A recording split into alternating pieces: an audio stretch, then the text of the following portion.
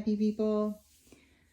Okay, so we're here for the kit up of Christmas Magic from Craftibly. And we're gonna have a little kitten chat. So I'm gonna use these bottles even though I'm not crazy about using them right now, just because the stickers are so nice, but they're huge, and I'm gonna have to cut them to fit on the lids, which I'm not happy about, but it is what it is. I do have 2 Elizabeth Wards, but I still have one of my old canvases kitted up in one of them, and I don't have enough. I mean, these won't fit on the little Elizabeth Ward ones anyway, and I would need a ton of them because there's 62 colors. So I would need to use a ton of them anyway, and I would end up cutting these stickers anyway. So I'm like, I don't know about you guys, but I cannot stand kitting down. That's like the one thing I don't like doing in diamond painting. I like kitting up. I like the organization, but then kitting down, that's just that's tedious. So I still have, it's the Lola Rose. That's how long ago it was. So anyway, welcome to Kimbaskrafts. My name is Kim, and if you're new here, hello. And if you're returning, hi guys. So I've been talking about doing this kitten chat. A kitten chat is when I kit up one of my canvases, and it's going to be my Christmas Magic by Craftibly for the Christmas in July event that Maritza from Kiss My Crafts and Mindy from Mindy's Diamond Moment, they're holding the event. And yeah, it starts tomorrow. So I want to have this kitted up and take my picture and put in my start entry.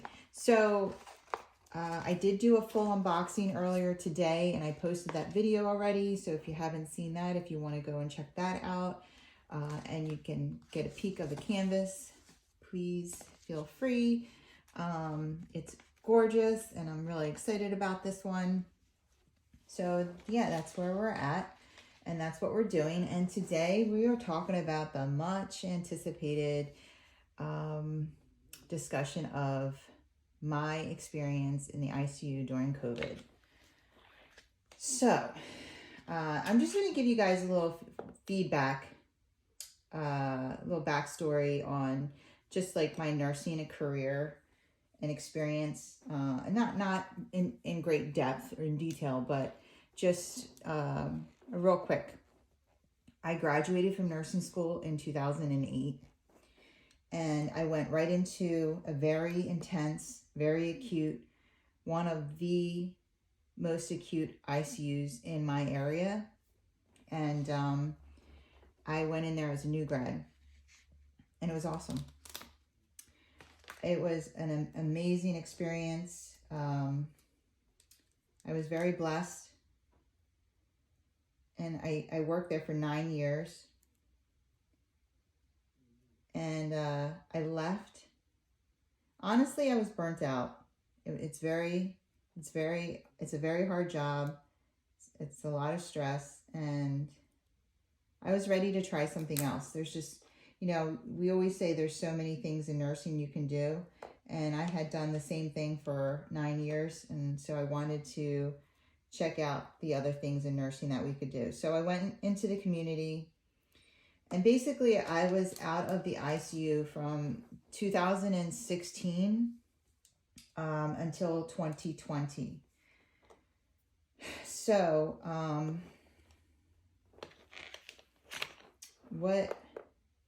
I was working in a cardiology office when COVID hit. And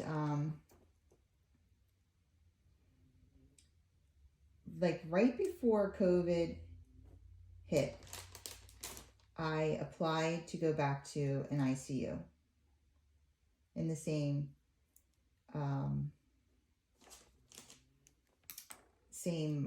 hospital system. So I applied to go back to the ICU. I actually interviewed like right before it got bad.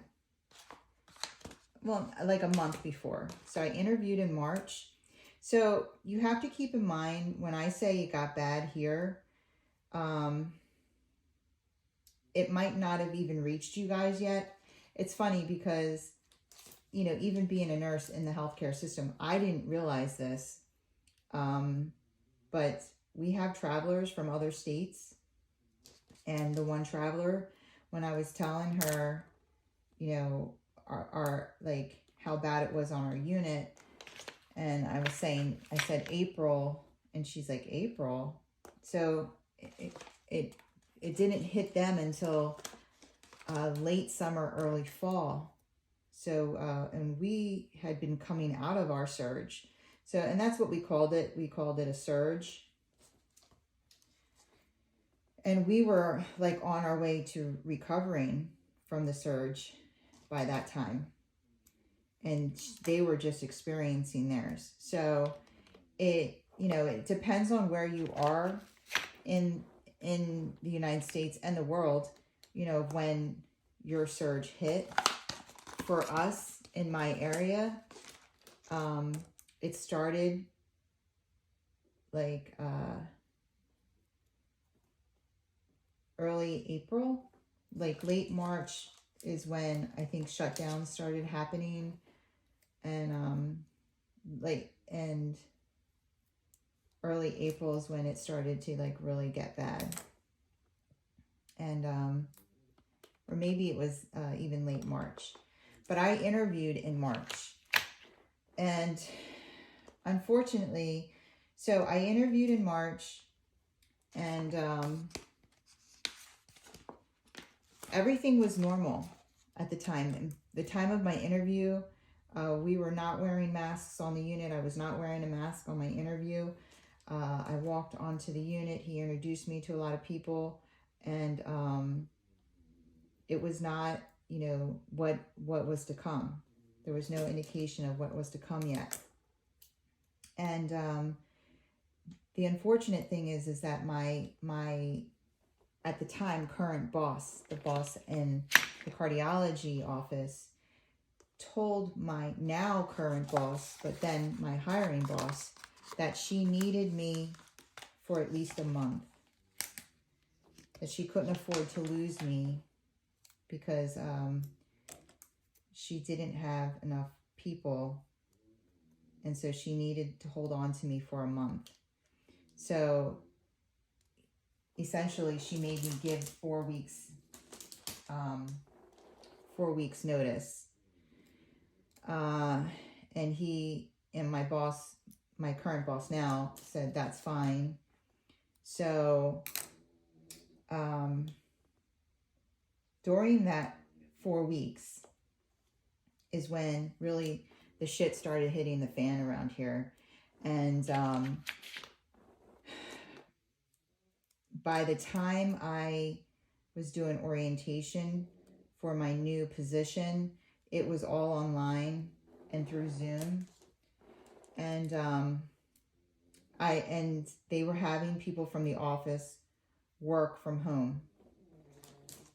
They only needed one person to be actually physically in the office to run the office, and everyone else was to work from home to decrease the chances of spreading COVID.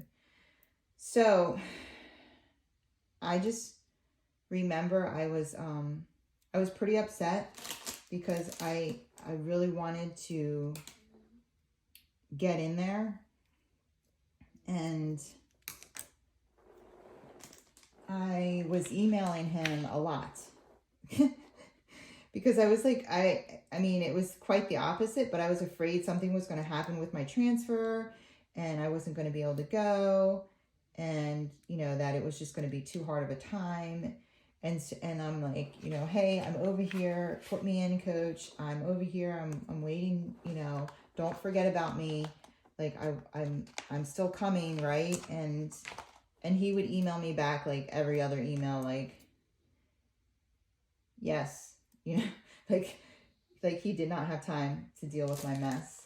And then the one time he was like, just be prepared for anything and understand it's crazy and busy here, and be prepared to work.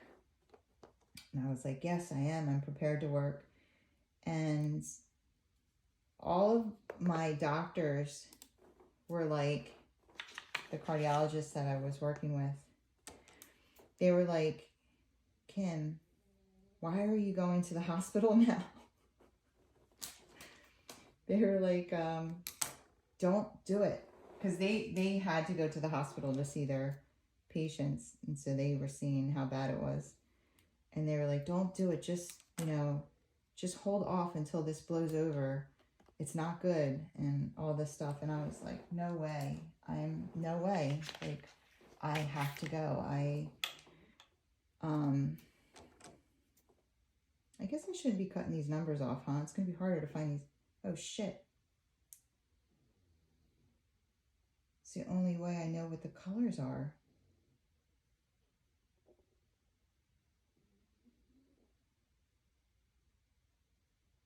Oh, man. Hold on, guys. I got to rewind you. I got to watch this back to know which ones are what. Oh, my God, guys. Tragedy averted. Oh, my goodness.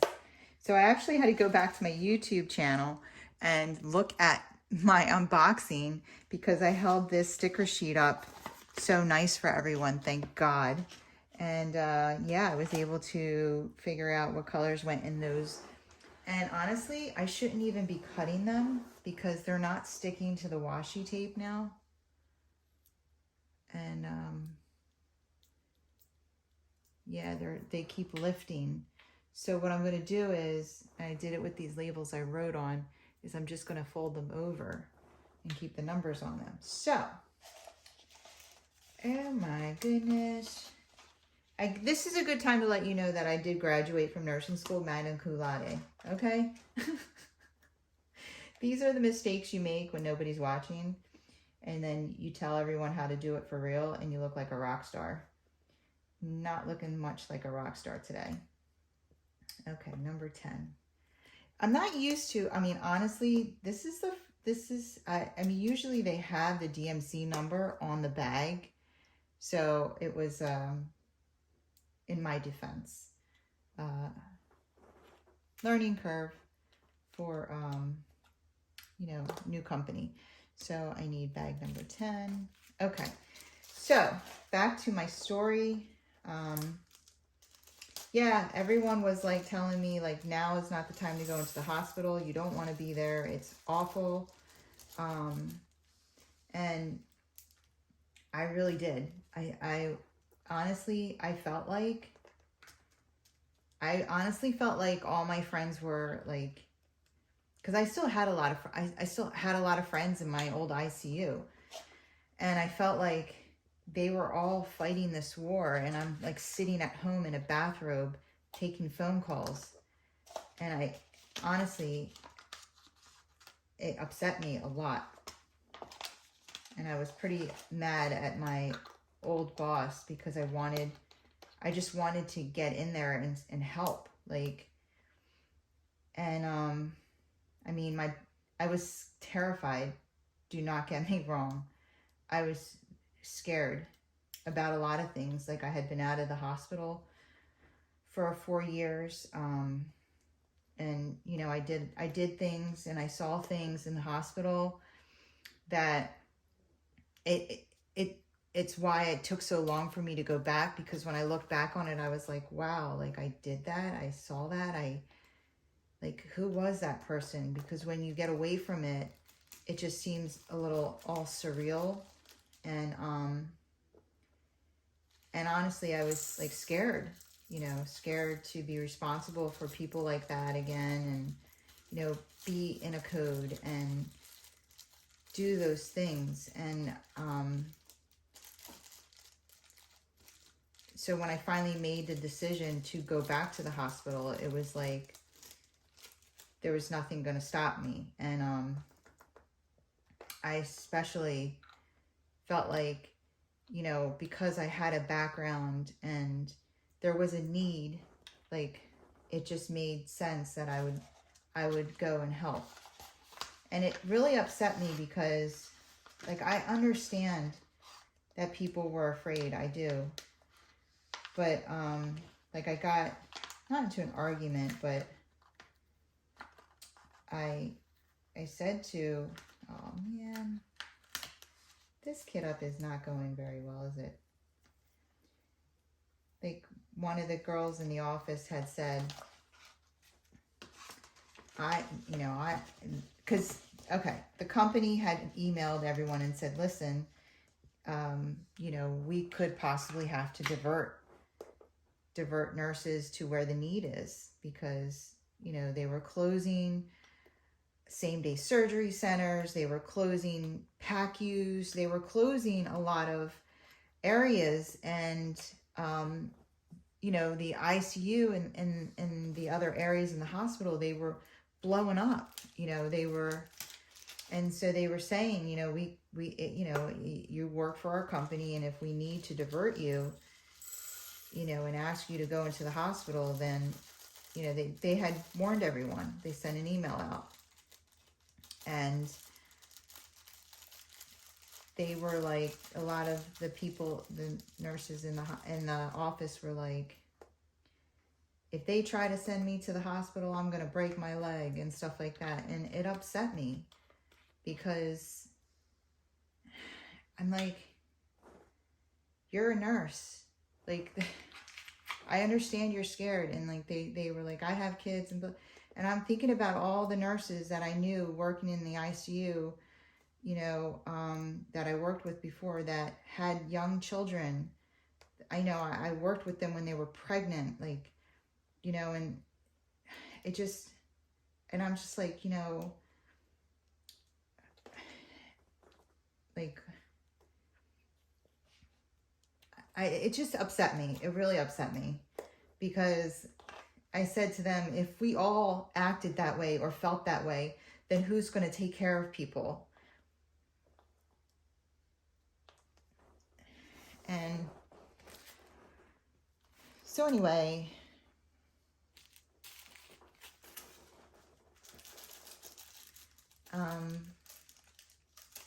okay, so when I finally did get into the unit, well, there was the preparation part of it. I don't want to skip that. I had no idea what I was walking into. I mean, first of all, like I said, I had been out of the hospital for 4 years. So, you know, there was that aspect of it. So I was already scared, you know, but then I really had no idea what I was walking into. And I had no idea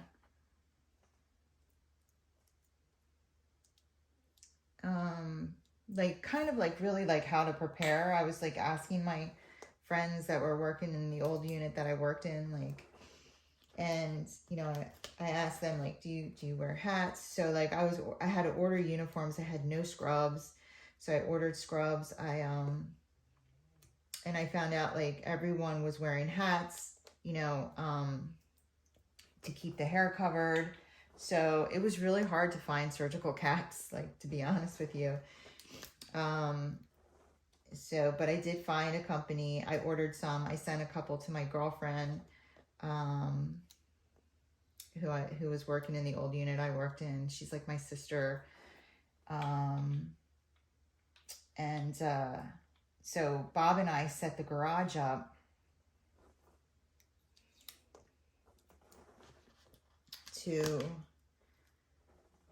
so, you know, I was just reading a lot of stories from like physicians and nurses and like what they were doing, and, you know, basically like changing out of their uniform before they left the hospital. And then, you know, wiping your car down when you get home, and taking your clothes off, you know, and dumping it in the washer, and then taking a shower. And so I went out and I bought a bunch of bags from Joann Fabrics that I could wash. Like they were like canvas bags, like, or burlap bag. I don't, like little totes. And what I did was every day I packed a change of clothes and I packed it in that bag. And then after my shift, I would go into the bathroom and I would change out of my scrubs and into my the clothes that were in that bag. And then I would put the scrubs in that bag. And then I would put that bag in another bag. And I would put that in the trunk in a box. And I had I could not find Lysol anywhere, so I had like Microban and like Comet bleach spray or something like that, and I would spray my shoes top, bottom, all around, everywhere. And then when I got home, I would use the garage automatic door opener, and in there was a station for me. And what I would do is I had a bucket. I would spray the bottom of the bucket, and then I would spray the bottom of my shoes, and I would put my shoes in the bucket and then spray the top of the bucket, and I would just let them dry. And then at the station I had towels, and I had another bag. So what I would do is I would get out of the clothes that I changed in the bathroom at the hospital, and I would put them in the bag and put a towel around me and take the bag of scrubs, the bag of clothes that I just got out of, and I would walk into the house like that, because I had to put a towel around me because my garage, like there's a foyer that has a glass door. The neighbors could see me if I like walk naked out of my garage into my house. So, and I would walk right up to the washing machine, and the door would be open, and I would dump the 2 bags in there and the towel, and then I wouldn't touch anything. I wouldn't touch the lid of the washer. I would go right into the bathroom, take a shower, come out, and then I would start the wash, and I would wash the clothes and the bags. And that's what I did after every shift. But that's the setup I like put together in my head when I was, getting ready to go into the ICU. Probably the hardest thing was my daughter had to stay with her dad for the first 2 months because we just didn't know what I was getting into. And, the biggest fear for me was, infecting someone in my family. So I actually did not see my family for months. Like I don't think I saw anyone until Thanksgiving. So I started in April, and I saw my daughter. She moved back home after a couple months when the surge started to slow down. The surge started to slow down in like September, and then it picked back up after Thanksgiving because of Thanksgiving, honestly. But for a couple months there, it did start to we did have like a breather. And during that time, my daughter moved back home probably in July. It was still pretty bad, but she just wanted to come home. And, at that point I had been working for a couple months and did not get sick, and Bob didn't get sick. So she felt comfortable coming home. And then, so my second biggest fear, I remember when I was getting ready to go back to the ICU, was I kept saying to Bob, like, what if I slow my preceptor down?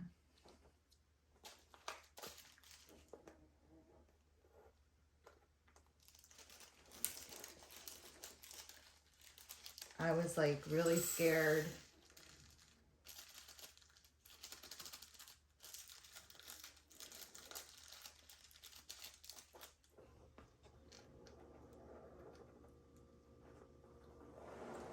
One second. Okay. I don't know why I get so emotional. I'm sorry. But yeah, I just drank some lemonade. I was really scared that I was going to slow my preceptor down, you know, because it had been so long, and I don't know, I was just scared that, like, you know, the patients would suffer because I didn't know what I was doing, or, you know, I was just worried that, you know, I wasn't going to be able to help people the way that I should be able to help people. You know, and Bob's so great. He always says the right things. He's like, that's impossible. You know, you have such a great background and blah. So he did help me. I just kept remembering. I did feel like that until I actually started working. Like, I could not sleep the night before. I was just so scared. And, you know, I was scared of everything. I had no idea what I was walking into. And I would have been scared if there was no COVID, you know, going back to the hospital. And then adding COVID on top of it and everything. It was just like, you know, fear on steroids, basically. And it was pretty great, though, because I walk in there and I meet the unit secretary, who's such a doll, and she was just so kind. And, you know, I walked in and she's like, oh, are you new? And I said, yeah. And she you know, she asked, you know, took my name, and she's like one of my friends to this day. And she's like, well, let me show you where the break room is. And we start walking. Now I had no idea, like, do I show up with a hat on? You know, I didn't know what to do. So I did. I came with a hat on, a mask on, and I walk, and we start walking to the break room. And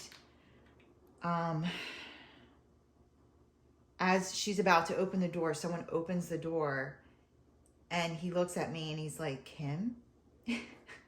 I mean, with a hat, my hair up inside the hat, no hair showing, a mask covering half my face. And he's like, Kim? And I'm like, Brian?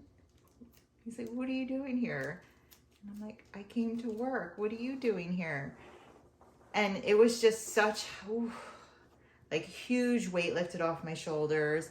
He was like, oh my God. So I worked with him at the old hospital, and he's like, Tom's inside there. And I go in, and then there's another person I worked with in the old hospital. It was just such a relief to see, like, you know, familiar, friendly faces. And I was so happy, honestly, to have bumped into, they were like, other than the unit secretary, they were the first two faces that I saw. And it was just so perfect, you know. And I immediately thought, you're gonna be okay. Like, you're gonna be okay. And then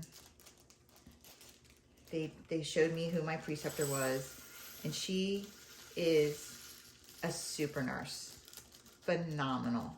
And she just, it was exactly who, it was just so perfect. I'm so grateful to this day that she was my preceptor. And, you know, we got along so well, we connected so well. And as soon as I went into my first room and started doing things, I thought, I knew I made the right decision. It was funny because there was things that I was like I had two left hands, and it felt very foreign. And then there was things that I did that literally I felt like I did yesterday, and I hadn't done in 4 years. And so there was a lot of things that really were, it was like riding a bike, you know, getting back on the bike and just pedaling. And so I knew immediately I had made the right decision. So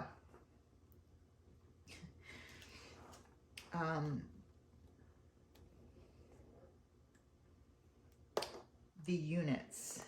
So I say units because there were multiple ICUs because of COVID. So there is only one ICU in my hospital, and it's a 26-bed unit. But because of the influx of critically ill patients due to COVID, they had to open up 2 more ICUs. They had to take 2 floors that they essentially closed and make them into ICUs.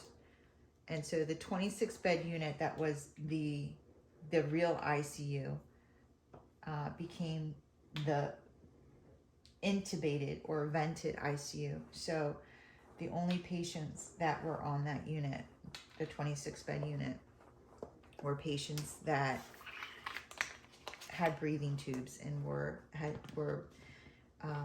not breathing on their own.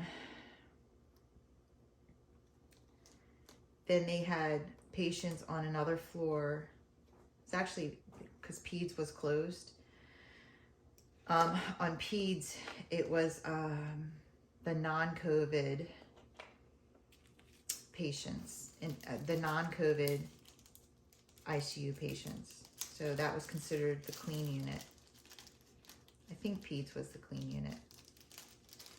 And then there was another unit that they opened that was considered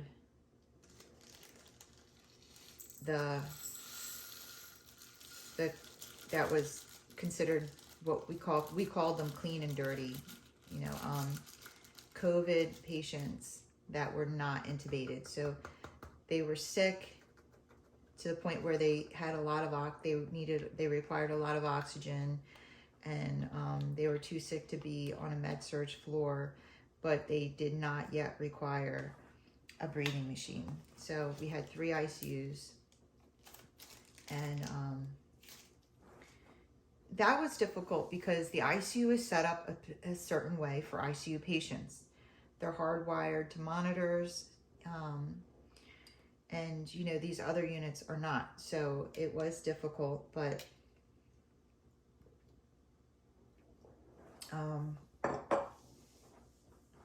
I have to say that the hospital did a really good job, you know, trying to work that out. And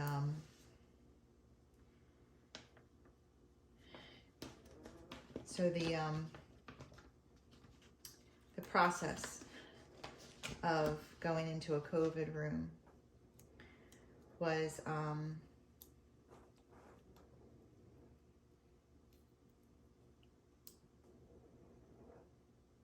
we wore hats that we kept on the entire time.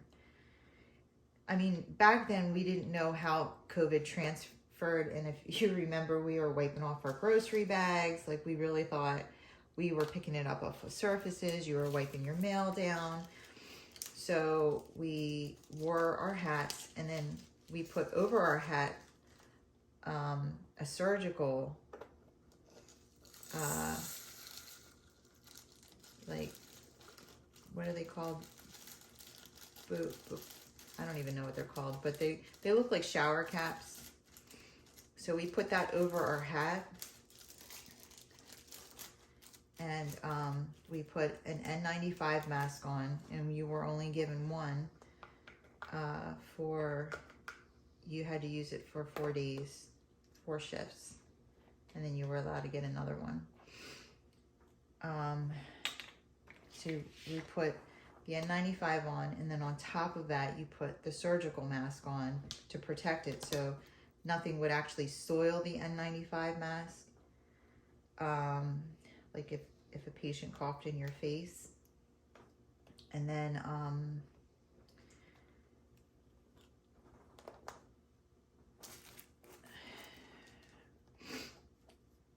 a face shield, a gown, and double gloves. And that's what we would put on before we could go into a COVID room. And then once you were in, you were in. So if you needed something, you had to bang on the windows and scream out to whatever nurse could hear you, you know, what you needed, or write it on the door with a dry erase marker so that they could go and run and get it for you. And yeah, if you left the room, so when you left the room, you had to rip your gown off, and you rip your gown and gloves off, hand gel, open up the door, close the door, hand gel again, glove up, Clorox wipe your face shield, put that down to dry, take the outer mask off, throw that away, go to the sink, or take the gloves off now, go to the sink, wash your hands, then take your N95 off, put that in a container. So that was the process of leaving a room.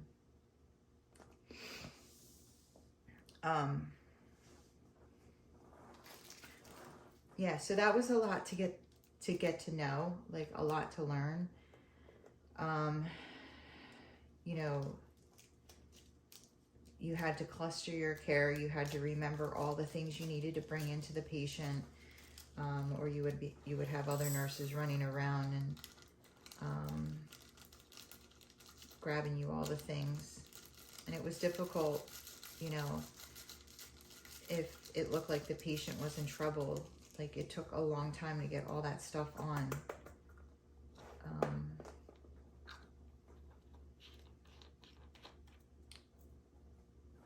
But that's how we went in and out of rooms. If we took something in the room when we brought it out, well, we had to take wipes in the room and wipe it down, and then open the door real quick and, you know, wheel it out or put it on the floor, close the door real quick, come out, do all the things that I said earlier, and then get more wipes and wipe it down again.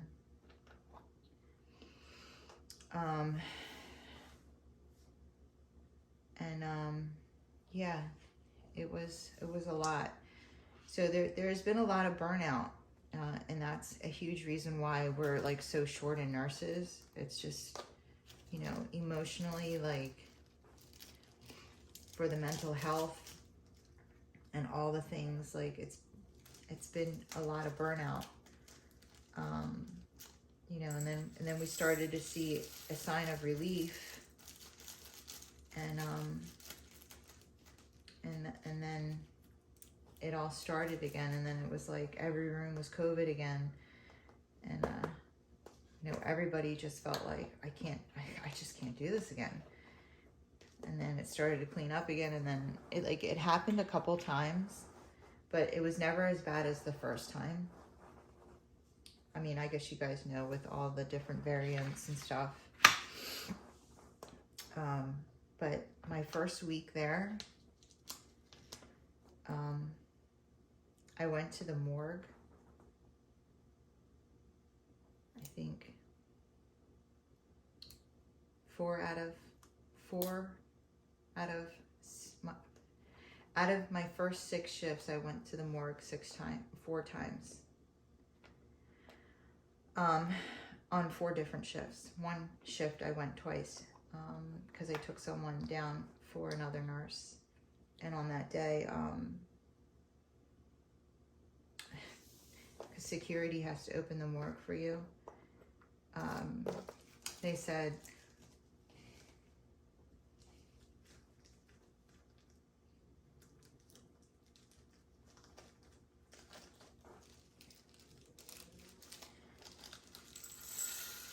they called the unit.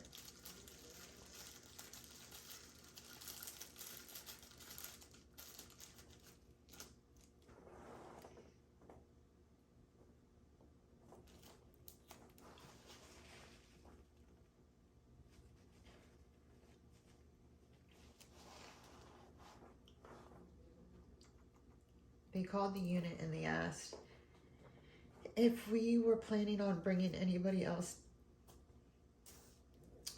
to the morgue.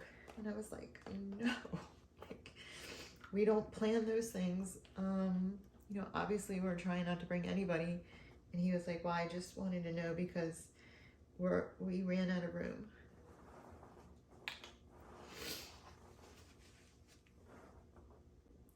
Okay, so, you know, he said that they had run out of room and they would have to start going out into the refrigerated trucks. So yeah, it was bad.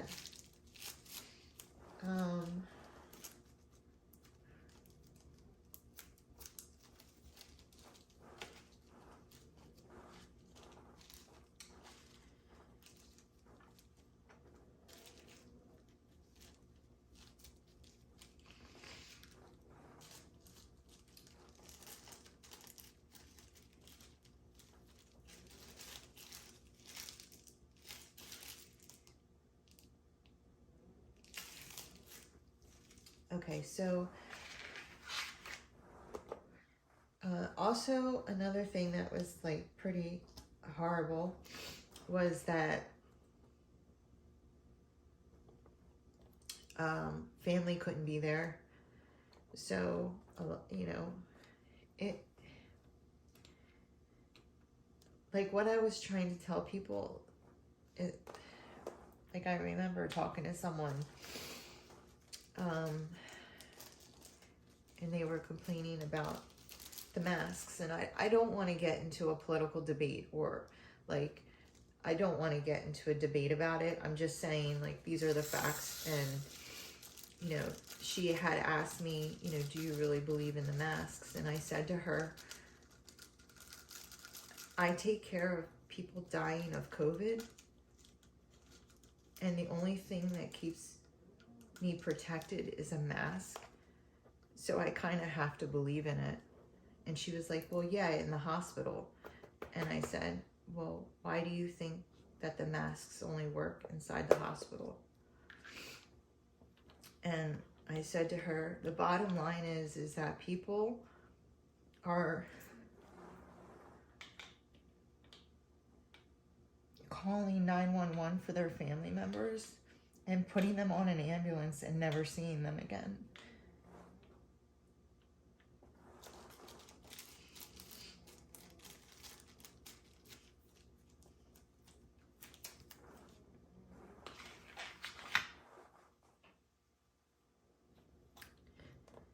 And I think that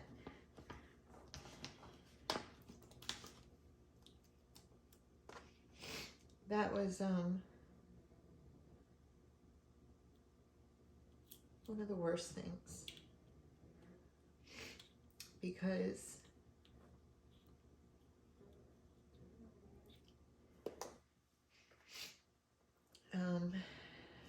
you know, the patients were alone, and the families couldn't have any closure.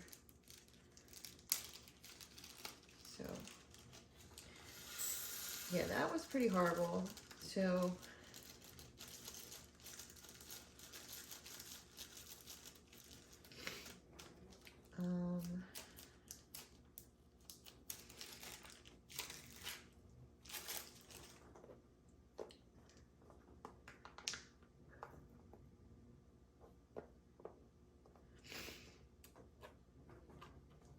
that,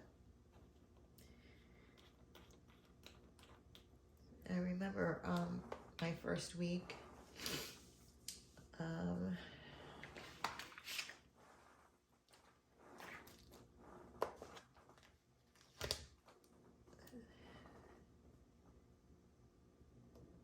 family decided to withdraw care on one of the patients, and I was in the room with her, and my preceptor started banging on the door, and she's like, hold her hand, don't let her die alone.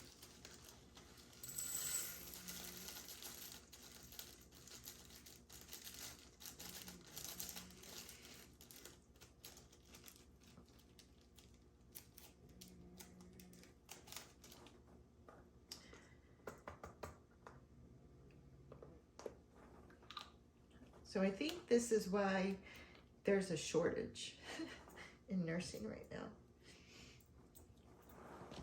You know, it's funny because I never ever cry or cried at work, ever. It's like when you're in the job, you know, you're doing a job, but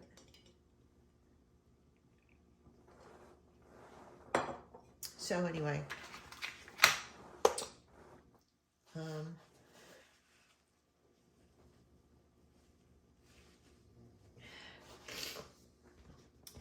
another really hard thing for me was, you know, I chose to go back to the hospital, and I chose to do this, and I was so scared to see my family, like especially my mom.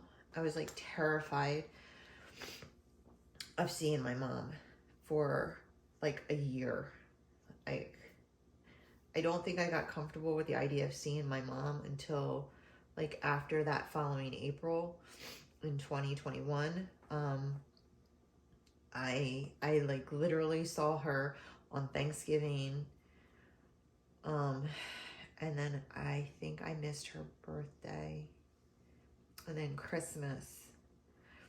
But it was like, I just kept thinking, like, anytime I saw her, I would keep calling her and asking her, so how do you feel? Like, I was so scared, you know, for 14 days, anytime that I saw her, like terrified. So I just never saw her. But yeah, I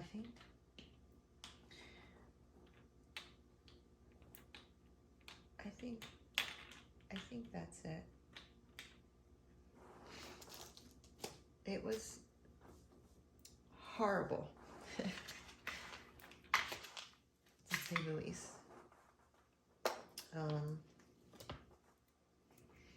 And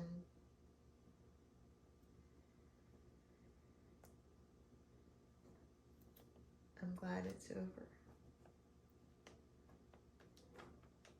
Kind of over, right? All right, guys.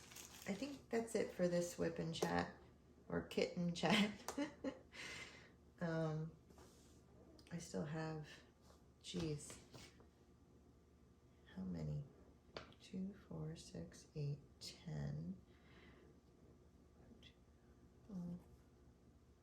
22, 32 colors to do, so I almost did half.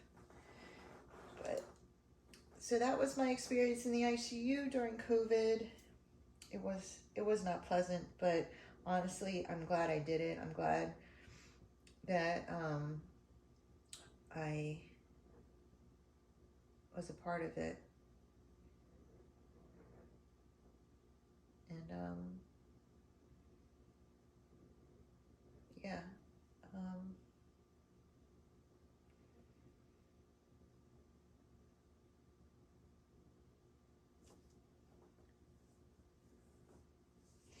Yeah, I think I'm going to end it here. So you guys have a wonderful night, and I honestly, I miss working on my mystery painting, and I have not done a lot on the diamond painting Deutschland because I am tearing through the Harry Potter. I'm trying to finish it because I'm going to have 4 whips if I don't. So I think I will be done it by, I know I will be done it by tomorrow. So I'll be doing a post review on that. And yeah, I ordered 2 more diamond paintings tonight. Oh, Kimba. See, I need to go back to work because otherwise I'm just going to keep ordering stuff. Oh, and let me show you. I did.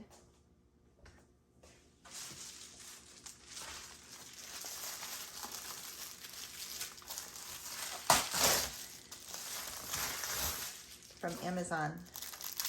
I got another pill box for the Christmas.